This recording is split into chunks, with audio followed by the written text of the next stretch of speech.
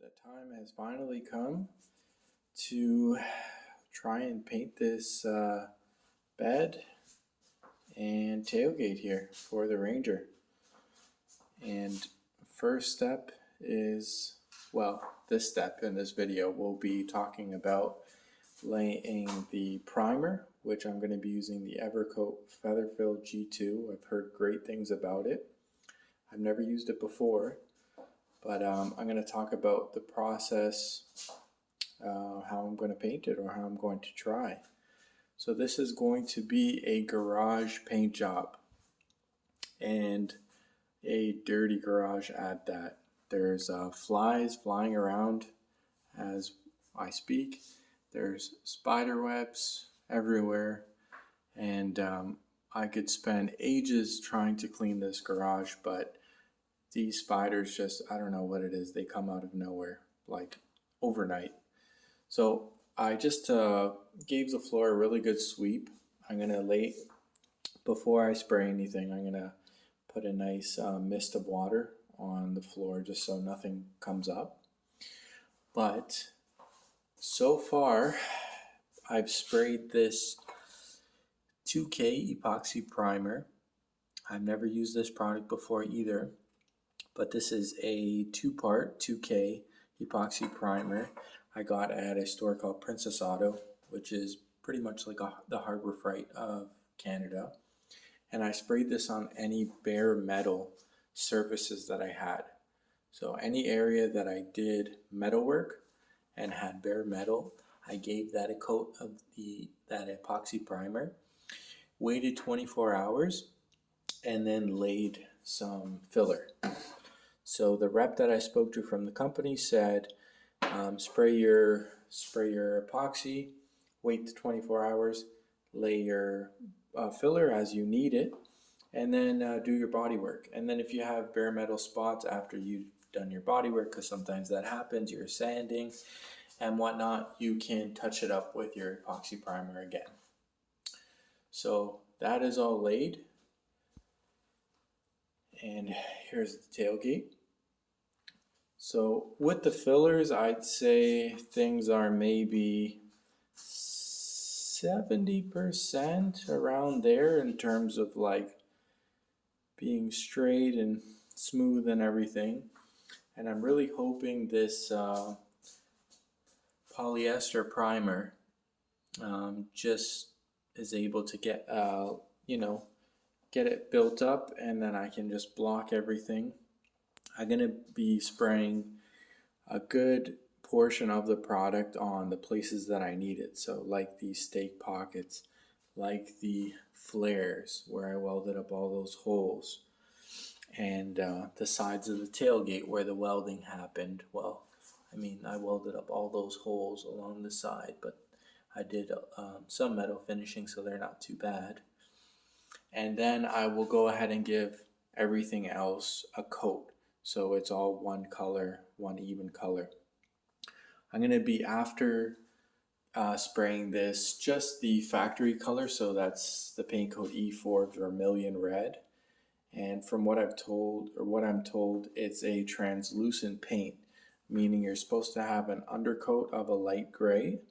So this Featherfill comes in two colors. It comes in gray and black. So I bought the gray, so I'm hoping if I spray this and lay it down everywhere I'm going to spray my base, this should act as an undercoat because it's one even color, and yeah, I should get an even base. So I'm hopefully going to be able to strain it nicely. This is the gun I'll be using. It came with a regulator. This is a disposable kind of like moisture filter. It's a HVLP. Really, really inexpensive gun, again, from Princess Auto. It is brand new though. It's a 1.4, it's got a 1.4 tip fluid nozzle. So this Featherfill recommends 1.7 to 2.2.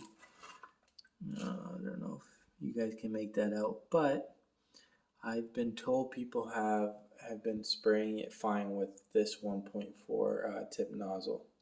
So I may thin it down 10% with acetone because it does say you can thin it down. I'm not sure. I do have some acetone to thin it down. I'll have to decide that tomorrow when I spray. But this is the compressor I'll be using. It's a Mastercraft compressor, so it's from Canadian Tire. It's a 20-gallon compressor, nothing fancy. I bought it on sale. I think it came with this 1/4-inch hose, which I will not be using. I have this 3/8 air hose with a filter and dryer setup. And I also went ahead and purchased these high flow Merlin high flow air fittings. Now these were actually from Harbor Freight. I think you can get them at Home Depot as well. So that is just to increase the airflow because you don't want to be running, I guess, a decent sized air hose and then your fittings are smaller so you can't even get the air that you need. So with those high flow air fittings, hopefully it should get me the air pressure I need. I'm going to be spraying around 40 to 45 psi, which is what it recommends for the feather fill. I did my block sanding, the Bondo with this Durablock set and just some 80 grit sandpaper. I highly recommend this Durablock set. I think it was maybe $110, $120. It's the smooth surface one, so you got to get the sticky sandpaper, but it's really great. Really beginner friendly. For somebody like me, I've done a little bit of metal work, or I should say a lot more metal work than I've done paint and body work. I'm pretty much a complete noob when it comes to paint and body. So I'm not expecting anywhere near perfection when it comes to this bed and tailgate, but honestly at this point I'm just happy to get the truck back on the road in all one color. So we'll see how it turns out, and if I make some mistakes I'll definitely talk about them and you guys can learn from them, and if it goes well I'll definitely talk about it as well. So I'll cut you back on when I'm spraying this. Okay, so we are going to go ahead and start the mixing process now. So first thing first, open up the can, try to punch a hole in the side, it doesn't work. And then I go ahead and start trying to mix with this wooden stir stick. But I find out pretty quickly the bottom layer of the can is really thick, almost like mud. So stirring this by hand just isn't going to work. And you can see as I pull the stir stick up how thick the bottom is. So I go ahead and grab a paint mixer, put it in the drill and start mixing away, which works pretty good. Much better than obviously doing it with that stir stick by hand. So once it's all mixed up, I go ahead and just check the consistency again, and I notice there's still a little bit of that mud at the bottom, but it's much better, and I think it's fine. So I go ahead and start painting it, or pouring it in my measuring cup, and the yellow sticky pad in the top right corner has everything already measured out, like calculated. So I did decide to thin it, and I did 850 milliliters of the Evercoat, approximately 100 milliliters of the acetone, and that is to thin it about 10% because I am spraying it through the 1.4 fluid tip nozzle. And then once that's mixed up again, I'll go ahead and add the hardener for the last step. And then once that's all added in, I give it another good stir just to make sure the hardener is consistent all the way through. And then I'm off to pour it in my paint cup.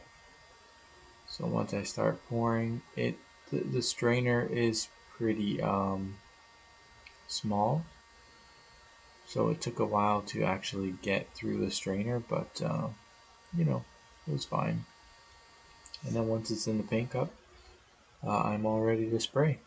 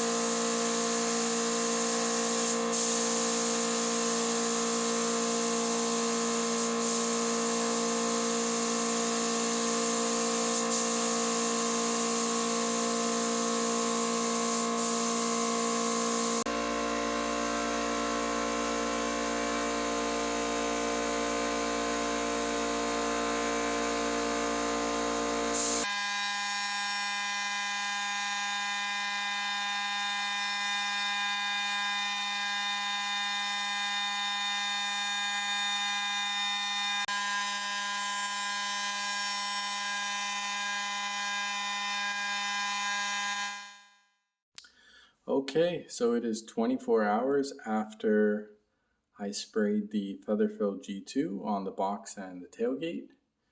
And first impressions, it turned out okay. Turned out maybe a little bit better than I expected, honestly. For some reason, I kept thinking because it was the first time I'm ever spraying anything, primer, base, clear, whatever, something was going to go wrong.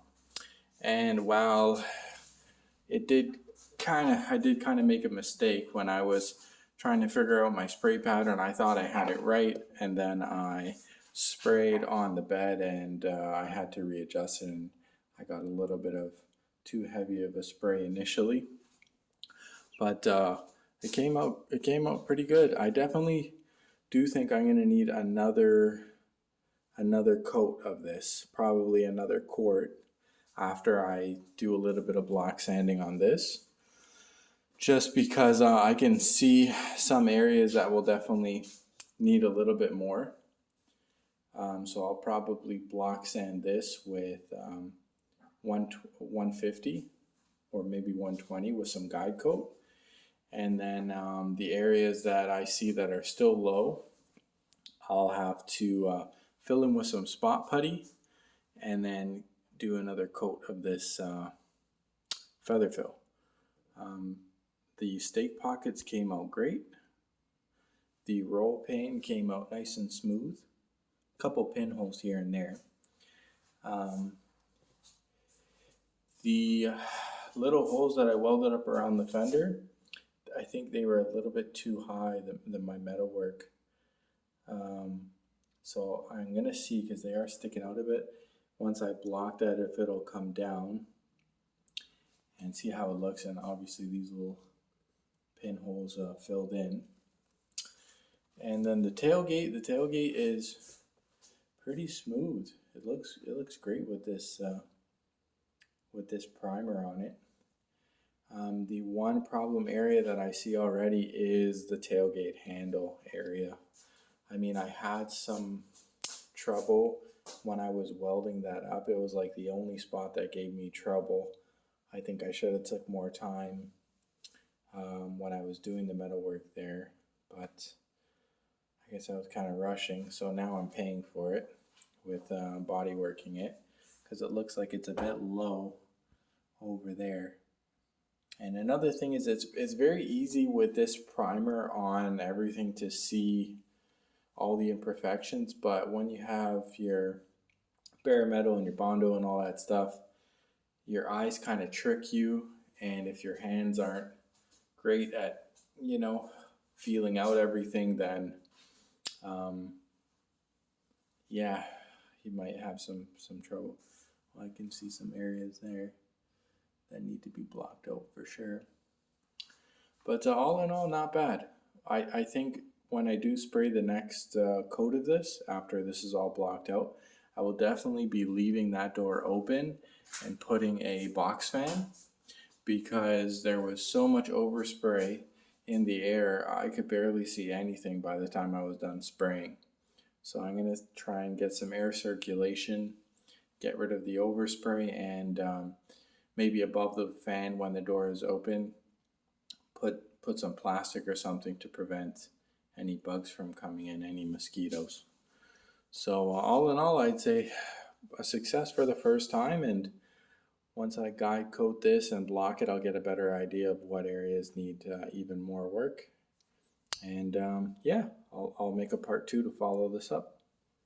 And if you've been watching so far, thanks for watching. And if you have any questions, just post them in the comments and I'll do my best to answer.